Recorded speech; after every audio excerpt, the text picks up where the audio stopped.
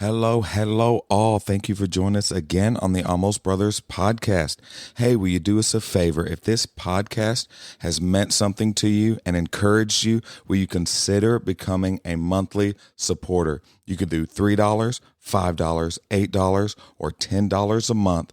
What this does is this helps financially support the podcast so that we can continue to put out content and help better serve you. So if you would, down in the show notes, you can click the link, support, and become a monthly member. We love you. New episode coming your way. Idea what we're talking about.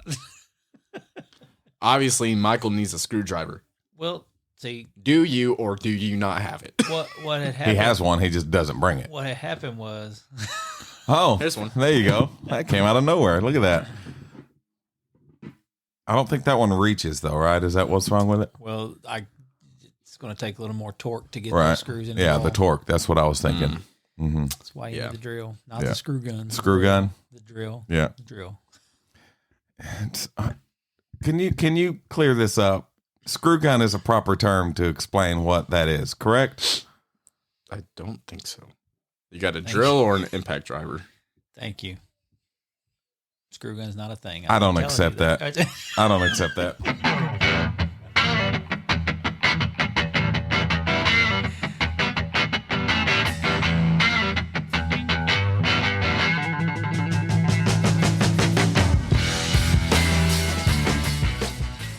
It's a screw gun, okay?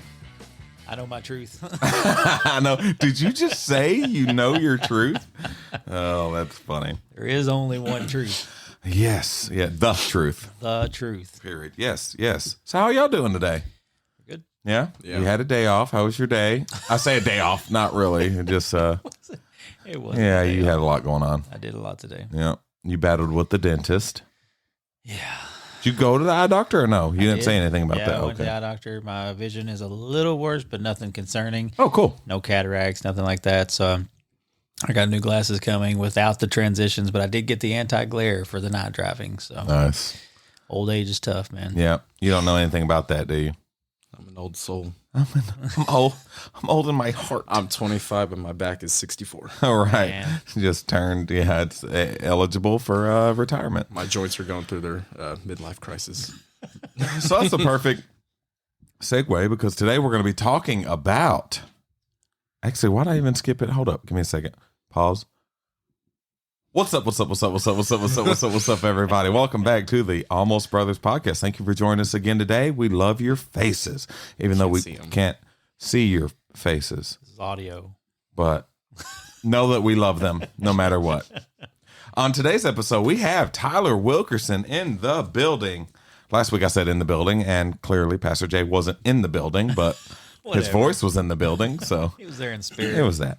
But yeah, we're talking about the why in young adults in church. The Y stands for young. The why does not exactly what I yeah, he said, does the Y stand for young? I'm like, oh my gosh. Yes. See what we're dealing with. So we have That's- 3 different generations of men here. So Yeah. we're gonna really be able to dig into this because I thought about this today, like just the question of the why for young adults, because I feel like it's a lost age group in many churches now. You know, you have kids and then some of them have youth, but then you lose, you know, that The big that gap. huge gap. Yeah. We have a lot of older people, but you don't have that younger, you know, 25, 30-year-old generation. So I want to start with the why. Why should young adults go to church, in your opinion, Mr. Young Man? Why? Well, I mean, all 3 of us here know that the Bible's an instruction guide on how we need to live our lives, right? The Agreed. majority of young adults don't understand the reason for following the instructions of the Bible, and also they don't understand the effects of the decisions that they make now, That's and how good, yeah. they affect how they'll affect themselves when they're 30, 40, 50, 60 years old, and so on. Yeah.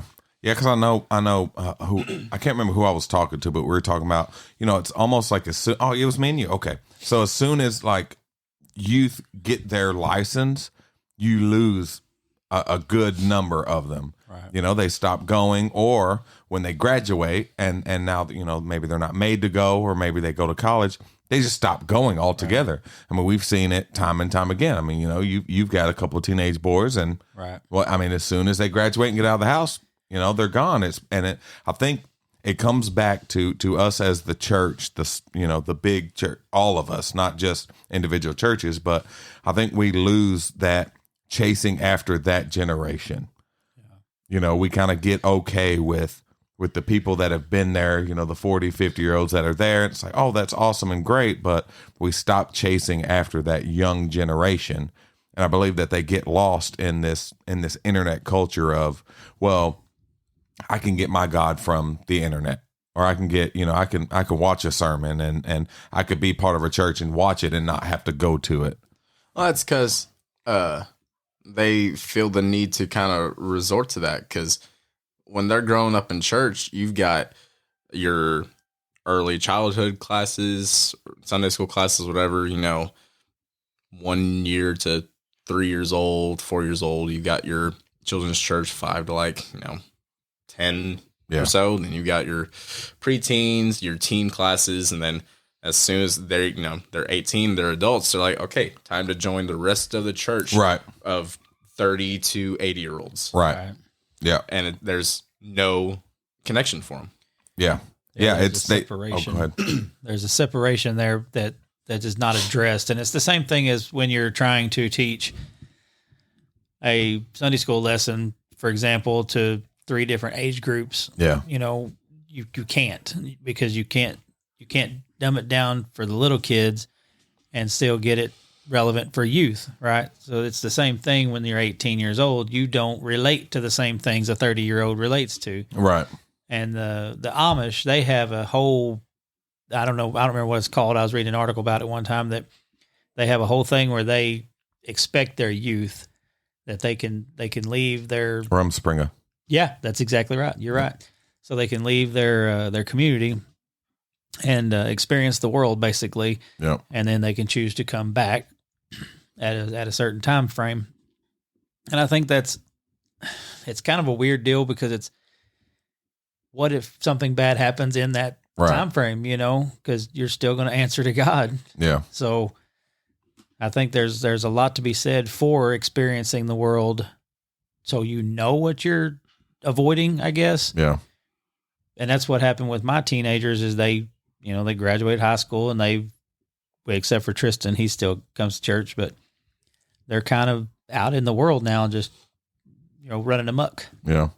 Yeah. And I think once you get to that age of 18, 19, right as you're graduating, you feel too old for youth and too young for adult service. So you're lost in this floating area that a lot of places don't have, right? That a lot of places just miss out on that age group of that, early college graduate, high school graduate, it's, so you ask them to come to youth, but like you said, that age difference, because now you've got 19, 20-year-olds in youth with 12, 13-year-olds. And it's so hard to be able to bridge that gap. Yeah, well, I mean, think of it like when you were in school. Did you have high school seniors in your class when you were in kindergarten? No. No.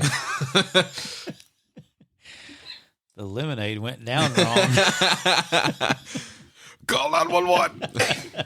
But I mean, that's how a lot of, especially churches that don't have a lot of volunteered leadership, right? That's what they resort to. They have to put all these from 3 to 16-year-olds in this one class. Right? Yeah, it doesn't work. Yeah, that's a good. Yeah, and even kids anyway. It takes a very specific person to want to teach to them and feel called to teach to them anyway. And I think especially that younger adults, because you've kind of you almost feel obligated to have somebody in there that is old enough to have some wisdom and spread out enough for them to see as not just another 20-year-old trying to teach us, but also not be so old to where it's like they don't know what I'm going through or whatever. Right. So I think it's hard finding that right person in there. But I think that we just don't give an effort to that, you know, and we just kind of expect them, oh, come to church and sing the same songs that these 90-year-olds love. Right. It's like, well, that's not for me, you know, especially around here, you know, there's not a lot of offerings for that age group. So, I know we're trying to bridge that gap, but man, it's just so difficult, especially like we said, with so many mindsets of younger adults saying, well, I don't have to go to church to be a Christian. And you got, you know, like what you said about leadership is very true. You've got to have the correct leader for the correct group. You know, you can't have a 60-year-old person trying to be a youth pastor. Yeah. It doesn't work. A lot of churches try it, but, you know, just for lack of options. Yeah. But you need somebody that each age group can relate to. Yeah. And I know we've talked about this before. That's what you're kind of a special case. I don't want to call you old. Most people say right. so. Yeah. But with you, you are very secure in just being yourself. Right. You know, so you help with the youth, and the youth love you because of that. You know, there's a huge age gap in that, and I put a lot of emphasis on huge, and I'm sorry it came out like that. Huge. Like, I can't even believe you're alive right now. How are you taking breath? Oh man, that's my bad. That's my bad. Kid holds up a tablet. This is a new kind of tablet, not the kind you're used to. This is awkward. Darn. Darn diddy darn darn. No, I was but almost like, where is Jimmy at? wait a second. No, but you are yourself, so they respect that. They love that about you. Right. That you don't try to be anybody else but Richard. You know, but You give off that fun uncle vibes. right, yeah. Funkle Richard. What did Tristan's buddy say? Like, your dad's like a dad. I'm a Like, dad. I am like the- securely in Yes. the dad Sitcom vibe category. yeah, I'm like there. the cargo shorts and Gosh. the white socks and the New Balance, Skechers. yeah, or Skechers. I'm I sorry. got them on right now. I Yeah, love my exa- Skechers. See, exactly. Oh my Yeah. gosh, those are Yes. like the exact shoe too. Yes, exactly. Jeez. Like, just dad in the dictionary right there. Were Just we talking Richard. about something else? My bad. So I don't know. That seemed pretty on topic. so that's the why, you know, like why should they go? You know, because like you said, the Bible really sets up a foundation for the rest of your life, for being a mother or father, for being a parent, for being a good spouse, for being a good brother or sister. So let's go from the why should they go to why aren't they going? I feel like, at least from what I've observed, a lot of times it's because they were forced to as a child. They didn't want to. Yeah. And then also there's kind of like how we were talking about in the men's meeting tonight, you know, talking about sex. It's taught, you know, things like that are just taught, no, it's evil, don't do it. Yeah. And that's it. And that's all they get out of it. And they think, okay, well, being a Christian, all of this is just either following rules or you're going to hell. Yeah, that's good. Well, I think it's a lot of That's good. You know, a lot of the same answers for both whys. You know, most churches don't offer them anything. Yeah. So they don't feel like they get anything out of it. Even Christians like Tristan, my son, he's a pretty strong follower of Christ, you know, and he struggles with that. He doesn't want to come to youth because he doesn't relate to that. And he's, you know, it's just hard. It's a hard thing to do, but that's the same answer either way. Yeah. As to why they don't. So I think that is good, man. Just the And I feel like there needs to be a lot more of an. I really don't see why there's not more of an emphasis on really catering to youth, because that's the future of your church. Yeah. Right. If your church is only 60 to 80-year-olds, where is your church going to be in 20 years? right. Well, and it's that mindset of which it's easy to fall into. It really is, you know, of getting the bills paid and things that are very important right now. right. And youth don't bring in money. Youth don't, you know, so they focus, they hyper focus on, you know, that older generation that is set, you know, they've been at their jobs. They've created, you know, good Lord. You're going to die right here on this podcast. This is my last. This is my last episode. It's been a good ride. No, but Pink Lemonade's got its own microphone too. It needs something. It's going to take over hosting here pretty soon. Gosh. No, but, you know, and I think it's really easy to fall into that is, you know, hey, we need to cater to this older generation, because not only are they the ones that, you know, they're in their job, they've been there, but also the idea of giving is so much different in that older generation than it is a lot of younger ones. We don't understand what that means as a 22-year-old, you know, kid, you know, still, Well, you don't understand being gracious. I know when I was growing up, when it came to giving and being a cheerful giver, it was always pertaining to money. Yeah. And it wasn't until me and Liv got involved with Remnant that we realized, you know, giving doesn't just mean money. It means time and effort. Yeah. Right. And just helping. Yeah. Yeah. And that's, you know, the scriptures say that, you know, it's 10% of everything. You know, it's not just your money. There's some people that they don't have money to give, but they want to volunteer. There's people that will give their time anytime you need something. Right. You know, but again, churches fall into the trap of catering to those that are giving money and overlooking those that are pouring everything that they've got into it. Right. But they just don't have that money backing coming from that person. So they want to favor this person, but overlook this person. And I think the younger generation, they see right through that crap. Right. And they won't take it. And they're like, I don't want to be a part of this. Especially in this day and age, because there's such a stigma when it comes to these mega churches going after people's money. Yeah. Yep. They want to stay as far away from that as possible. Yep. And unfortunately, the harsh reality is it takes money to run a church. Yeah. I mean, you can't get away from that. Yeah. But at the same time, you can't overlook Yeah. everything else. Right. You know, ministry is not one-sided. Yep. But I think it's important that, especially how you emphasize showing the people that are willing to tithe and willing to donate, showing how that money is helping the church, not just sitting in the church bank account, whatever. It's actually being used for something specific. Yeah. And even just going to the people that you know are pouring in time, money, resources, whatever it may be, and just a simple, hey, this is happening because of you. Thank you. Yeah. You know, thank you for your leadership. Thank you for your giving money. Thank you for your time that you spend up here helping with this. You know, I've seen it being in ministry for so long. You see it so many times as people, they feel like I'm giving everything I got and it's not being seen and it's not appreciated and I'm getting overlooked. And just a simple, hey man, thank you.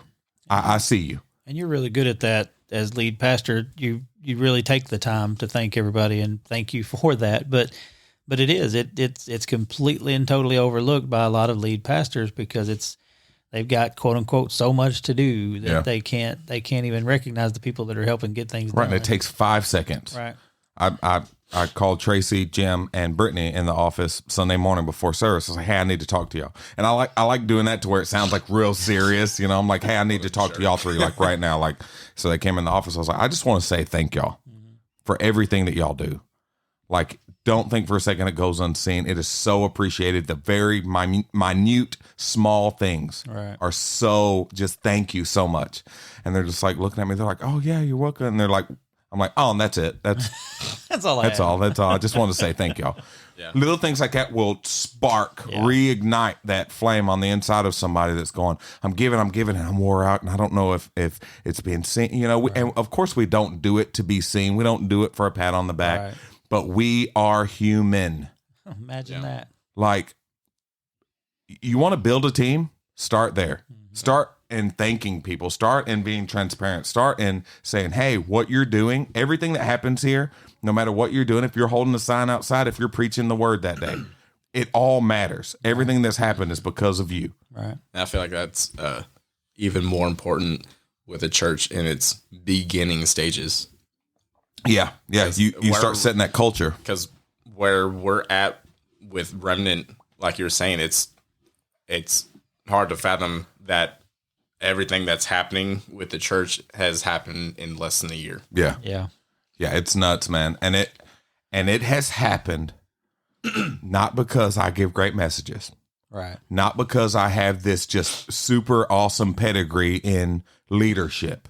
Not because I have this great education, but because of our leaders. Right. Because of those that are willing to give. Because of those that are willing to say, hey, you need help whenever you need help. We've got a girl that's been there 2 weeks that says, whatever you need, pencil me in. Right. Let me know. I'm ready to go. That's not fully, it may be part because of me and Jamie.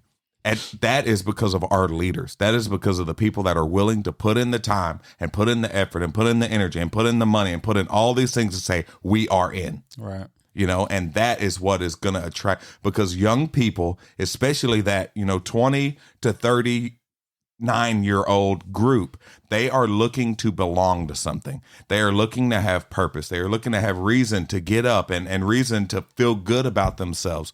The church has a huge opportunity to be that. Right. You see a lot of these, I guess we'll call them mega churches, whatever, because a mega church is just anybody over 2,000 members.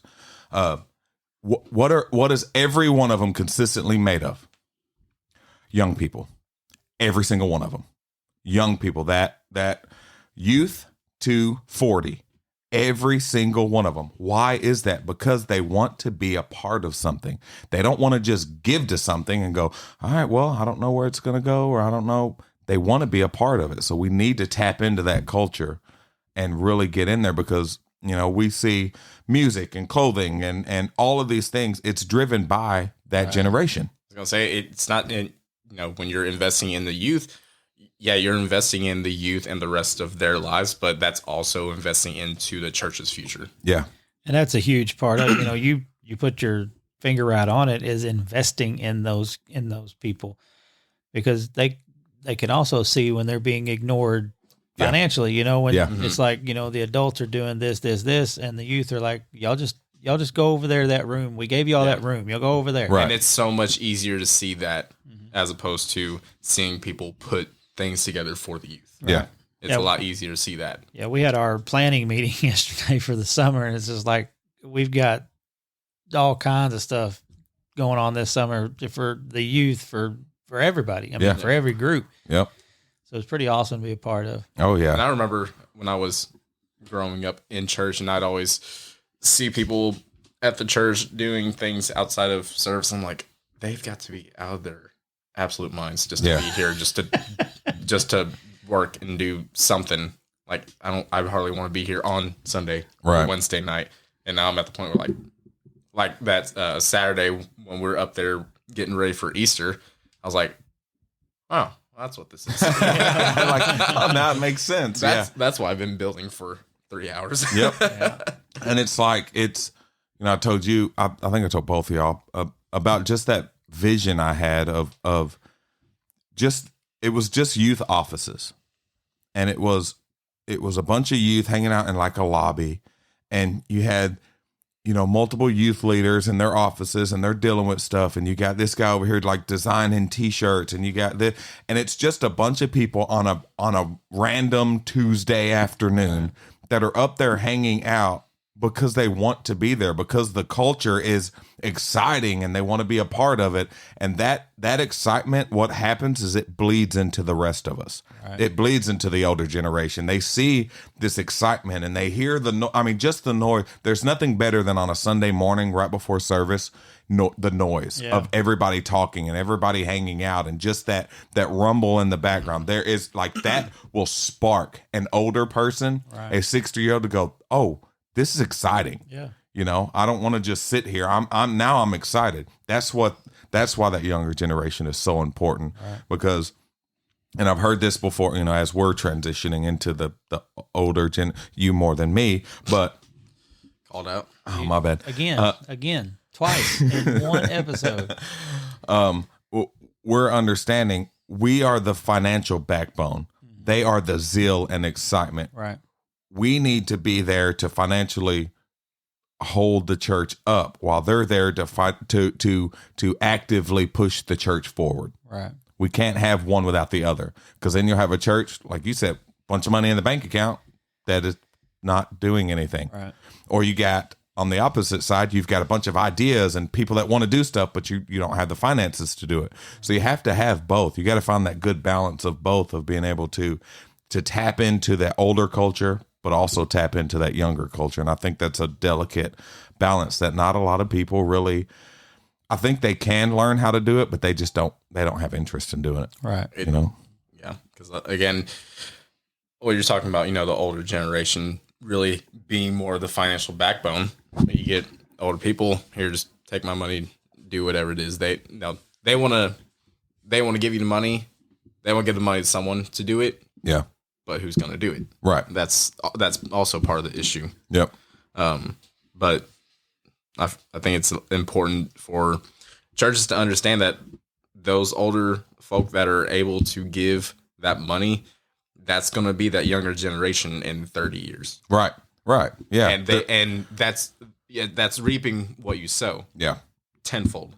Yeah. And this younger generation, it's like, I think the older generations that understand that, like, okay, I'm the financial backbone. I think that they get caught in the trap as well of saying that's all I am. They don't realize, like, no, these younger people need you. Like, find one to disciple, find one to be able to impart your knowledge and your foundation of being rooted in Christ for so many years. Find somebody that you could feed that into, not just, oh, okay, well, I give, and that's awesome, and here's the money, and y'all go do it. But find somebody that you can connect with.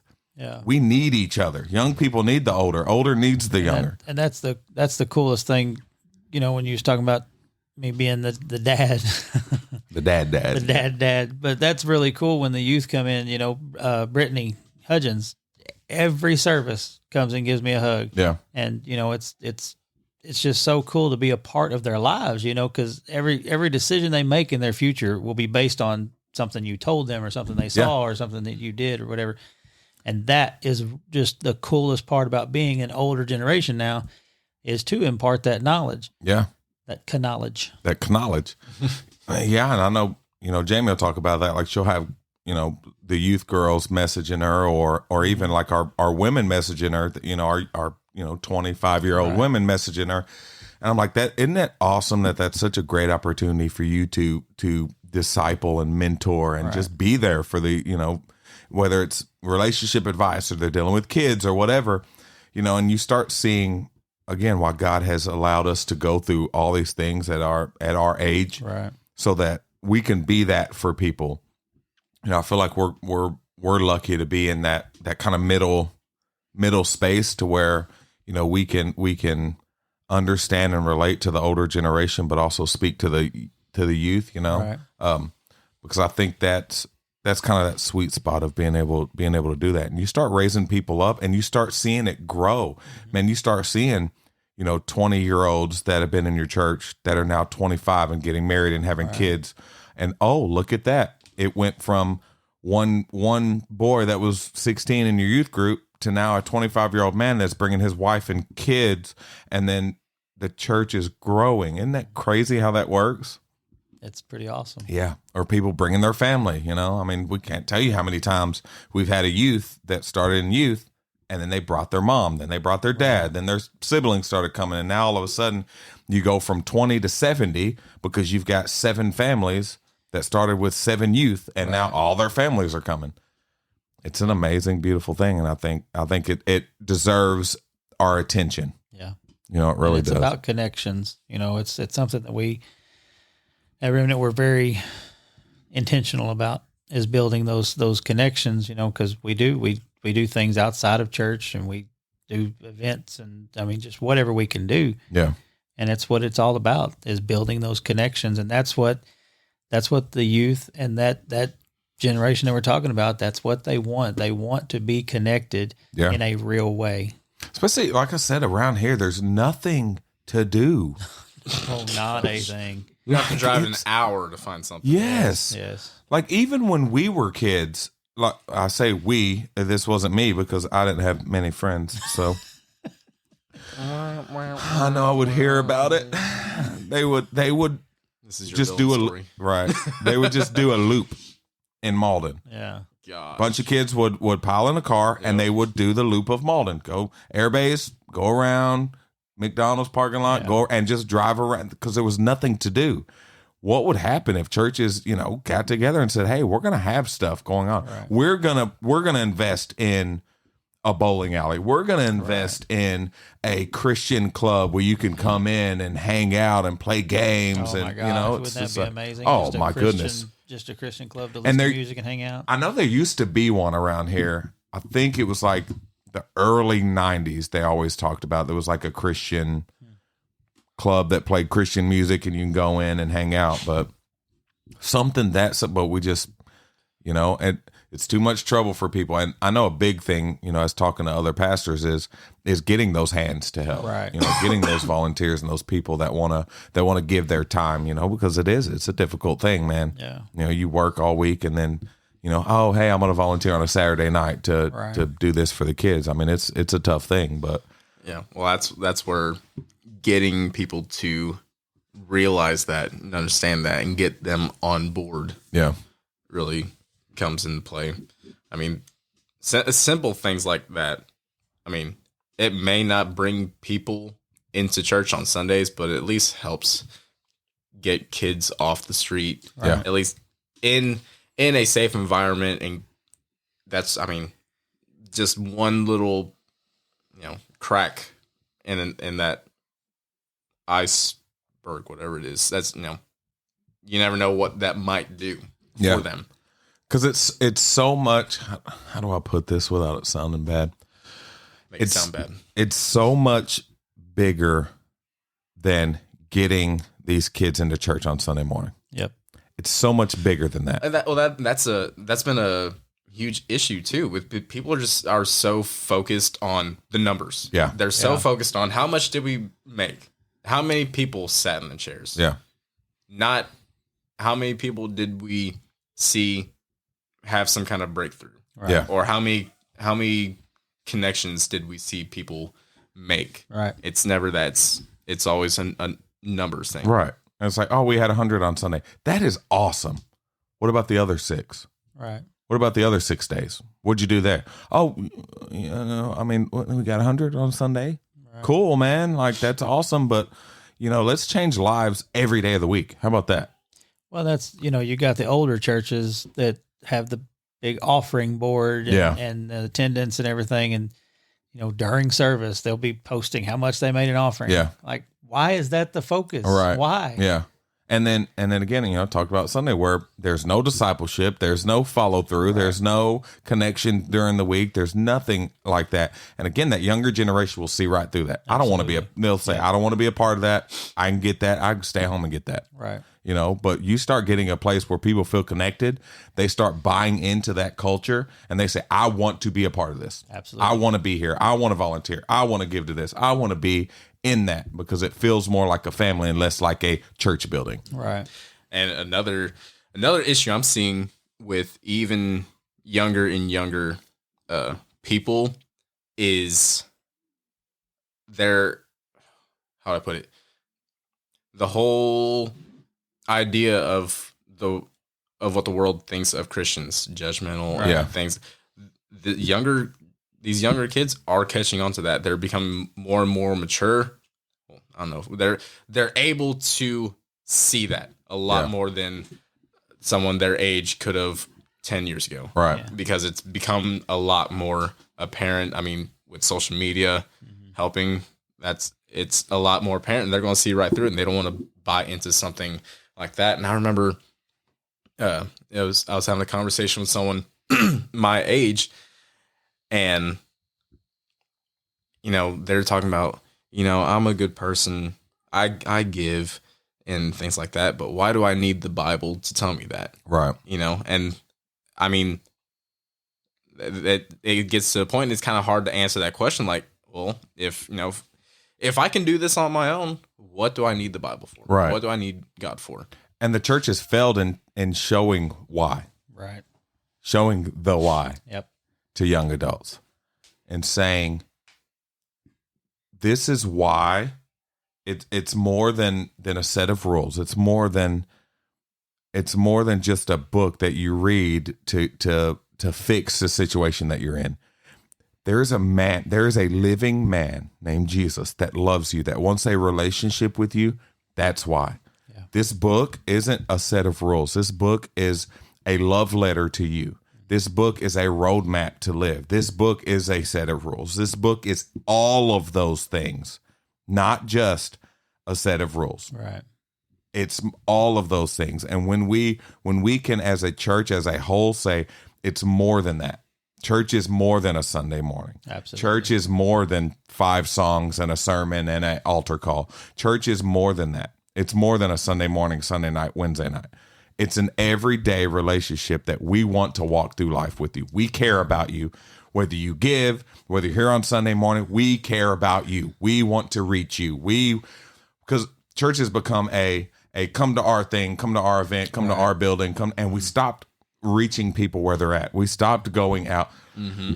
And good Lord have mercy, we've heard it a million times. We're going to be a church that goes outside the walls. It's like, no, you're really not. You're going outside the walls to try to get people to your church. Right. You're not going, hey, we're going to go outside the walls no matter what we can get back. Right. We just want to serve you. Yep. And this generation seeing right through it. Yep. And on the opposition, not only are churches not reaching out, the rest of the world is reaching out to them. Yeah, and that's dragging good. them in. Right. That's good. Yeah. So it's the church's responsibility and obligation to reach out before the world can take a hold of them. Yep. That is good. Yeah. Because the world wants to spend every day with them. Oh, yeah. The world wants to have that time with them. The world wants to hang out and go out and do all these things. I remember, when we were out clubbing, it seemed like every night there was a group of people just, hey, what are we doing tonight? What are we doing tonight? What are we doing tonight? Then you have the church, hey, coming Sunday? Right. All right, we'll see you then. Well, yeah. What about the other 6 days? Right, exactly. Yeah. But that's so good, man. What else y'all got on your heart? That's it. That's It's so good. pretty awesome. And if we ever have a young adult class, I know a couple of young adults that could maybe take I like it. charge of that. Maybe. I like it. And we will. I've already got that's been something that has really been on my heart since we first started, is bridging that gap. Because like I said, we want to be a place that catches all those things that have fell through the cracks. Mm-hmm. I got to talk with a family member Sunday after service that he never been to church, never went to church. And he's just like, man, I'm going to start being here. He's like, I need this. Yeah. I don't know what this is. I don't know what it entails. I don't know anything about the Bible or any of these things, but I know that I'm longing for something. And I feel like being here helps fill that. Yeah. And that's what we're trying to catch those. So yeah, that's definitely something we're going to do in the future. Young adults, we're coming for you. I'm telling you, we got something for you. We got something for you. We're not looking for something from you. We got something for you. Amen. Anything else, Tyler? Ty? What? Okay. Are you going to take Ghost yes or no? I already said yes. I know, yeah, that's true. He did. Yeah. He's about to go with Lee next year. He's going to be gone. Up out of here. He ain't going nowhere. I don't know. We'll see. I don't know. We'll see. Hey guys, thanks for hanging out with us today. If you don't have a home church, come see us at Remnant in Malden, Missouri. Service times are 10 a.m. and 4 p.m. on Sunday. And do us a favor, man, and go to your podcast platform. Give us a like, subscribe, and rate us, please. And share. God bless each and every one of you. Later.